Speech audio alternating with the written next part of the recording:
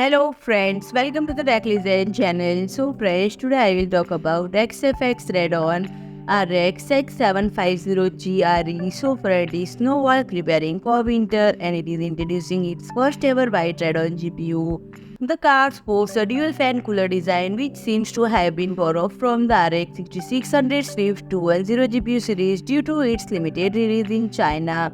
It has been given the special moniker to Snow Wolf, and the card provides reference specification based on the RX 6750 GRE, specifically the 10 GB variant, which is important to note, and this model belongs to lower end SKU and is equipped with a cut down Navi 22 GPU with 2304 cores. The specifications are nearly identical to the RX 6700 non-XT configuration, and the GRE version operates with a power rating of 170 watts and can achieve boost speed of up to 2450 MHz, and it utilizes dual 8-pin power connectors and offers 4 display outputs consisting of 3 DisplayPort and 1 HDMI connection, and it is now available for purchase and price is around and it is now available for purchase. So friend, if you like my video, please do like, share and comment, and don't forget to subscribe my channel and press the bell icon.